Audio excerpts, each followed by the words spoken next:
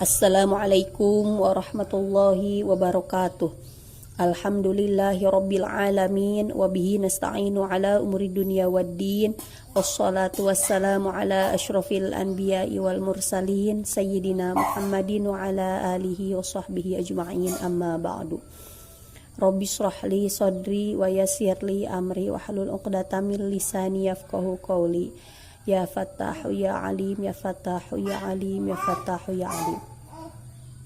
Alhamdulillah, pada kesempatan kali ini kita masih diberikan kesehatan, masih diberikan umur yang panjang, masih diberikan kesempatan untuk melaksanakan puasa Ramadan, dan juga kita bisa berkumpul di grup ini untuk melanjutkan kajian rutin kita, yakni kajian kitab Al-Ibanah wal Ifadah yang membahas tentang ilmu haid, nifas dan juga istihadah.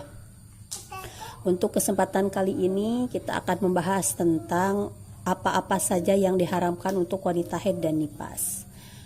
Dan akan yang dibahas adalah hal yang pertama diharamkan untuk wanita haid dan nifas, yakni haram sholat. Ini kalau di kitabnya halaman 47. Bismillahirrahmanirrahim. Qala al-mu'allifu hafizahullahu wa nafa'ana bi ulumihi fi daraini amin ya Allah ya rabbal alamin. Ad-darsul khamisu, pelajaran kelima, ma yahrumu bil haidi wan nifasi, perkara yang diharamkan kepada wanita haid dan wanita nifas. Yahrumu 'alal haidi wan nifasai ma yahrumu 'alal muhdisi hadasan asghara wa hiya as-salatu wa tawafu wa masul mashafi wa hamluhu. Jadi perkara yang diharamkan kepada wanita haid dan wanita nifas adalah juga perkara-perkara yang diharamkan kepada orang yang berhadas kecil. Yang mana hal yang diharamkan kepada orang berhadas kecil itu ada 4. Yang pertama haram sholat, yang kedua haram tawaf, yang ketiga haram memegang mushaf, yang keempat haram membawa mushaf. Nah, 4 perkara yang diharamkan kepada orang yang berhadas kecil ini juga diharamkan kepada wanita haid dan wanita nifas. Wa kadzalika ma yahrumu 'alal junubi wa hiya arba'atus sabiqatu wa yuzadu 'alaiha al-muqsu fil masjidi wa qira'atul qur'ani biqasdil qira'ati. Nah, begitu pula hal-hal yang diharamkan kepada orang yang junub. Hal-hal yang diharamkan kepada orang yang junub itu masuk 4 poin yang tadi. 4 poin yang diharamkan kepada orang yang mempunyai hadas kecil, yang 4 tadi itu juga diharamkan kepada orang yang junub. Nah, berarti yang 4 tadi, sholat, tawaf, pemegang mushaf, bawa mushaf, itu diharamkan juga kepada orang yang junub. Ditambahlah 2 perkara lagi. Nah, jadi ada tambahannya kalau orang yang junub, yakni diam di masjid dan juga membaca Al-Quran dengan maksud qiraah. Nah, berarti kan sudah 6 poin tuh. Nah, 6 yang ini itu semuanya juga diharamkan kepada wanita yang haid dan juga nifas. Wa yuzadu alama taqaddama as-saumu wa talaqu wal mururu fil masjidi in khafat tawisahu wa mubasyaratu ma baina surati wa rukbati wa taharatu biniyati ta'abbudi. Nah, kemudian ada tambahannya lagi. Nah, kalau tadi kan 6 perkara yang tadi yang ada pada yang junub itu ada diharamkan kepada wanita haid dan nifas. Tapi kalau wanita haid dan nifas itu ada tambahannya. Jadi lebih banyak hal yang diharamkan untuk wanita haid dan nifas. Ya, ini tambahannya adalah haram puasa, haram tolak, haram lewat ke masjid apabila khawatir akan mengotori masjid, dan haram bersentuhan antara di area antara pusar dan lutut, dan juga haram bersuci dengan niat ibadah. Jadi ada tambahannya 5 perkara. Nah, berarti 6, tadi itu 4 tambah 2, 6, ditambah 5 jadi 11. Jadi total 11 perkara yang diharamkan untuk wanita haid dan nifas. Jadi kesimpulannya, yang diharamkan kepada orang yang berhadas kecil itu 4. Yang diharamkan kepada orang yang junub itu 6. Ya, hal yang diharamkan kepada wanita haid dan nifas itu ada 11. Nah, kalau junub dan haid dan nifas itu bedanya apa? Kalau junub itu sebabnya seperti keluar air mani, kemudian melakukan hubungan suami istri, jima, nah, itu sebab junub gitu.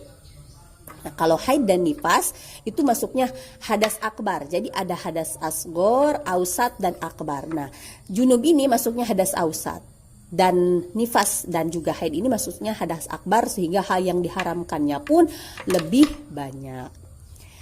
Jadi walaupun sebenarnya secara umum itu memang hadas terbagi dua, hadas kecil, hadas besar.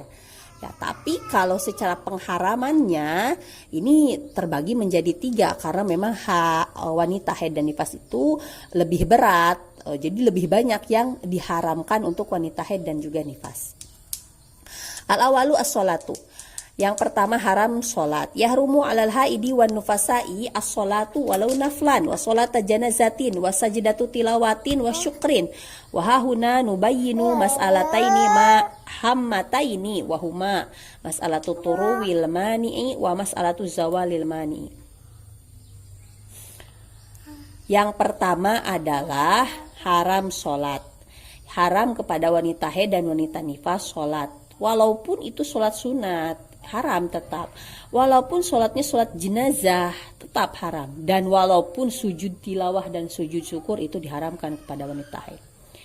Dan bahkan wanita atau orang yang tidak punya wudu atau alias dia punya hadas kecil itu juga haram itu untuk sujud tilawah dan sujud syukur. Karena sujud tilawah dan sujud syukur ini sebagaimana sholat harus suci dari hadas kecil dan hadas besar. Harus juga tutup aurat, harus menghadap kiblat. Gitu. Karena tidak serta-merta cuma sujud saja, tapi ada syarat-syarat tertentu, ada niatnya, diawali takbir dan diakhiri salam untuk sujud syukur. Jadi memang ada aturannya dan ini semartabat dengan sholat sehingga harus suci dari hadas kecil dan hadas besar. Nah, makanya wanita haid dan nifas itu haram sujud tilawah dan sujud syukur. Nah, sekarang akan dijelaskan ini oleh musonib masalah yang begitu penting sekali dalam kaitannya dalam hal sholat, yakni masalah turuwil mani, yakni datangnya penghalang sholat, dan masalah zawalul mani atau hilangnya penghalang sholat. Jadi kan wanita itu ketika haid maka dia haram sholat. Tapi itu terjadi keharamannya dia tidak boleh sholat kalau full dari waktu yang satu, dari awal waktu sampai akhir waktu itu dia full dalam keadaan haid. Nah, haid ini termasuk kategori mani'us sholat atau pencegah sholat. Haid, nifas, gila itu mani'us sholat. Nah, kalau ada mani'us sholat, contoh di sini yang kita bahas adalah haid. Dari misalkan jam 12 itu masuk waktu duhur, dari mulai waktu duhur sampai akhir waktu duhur dia memang dalam kondisi haid. Nah, berarti dalam full waktu tersebut dia haram sholat dan tidak perlu qada sholat. Ya karena dia diharamkan, tidak diperintah untuk sholatnya juga, ya maka tidak ada kewajiban qada untuknya. Bahkan nih kalau mau qada justru hukumnya malah haram.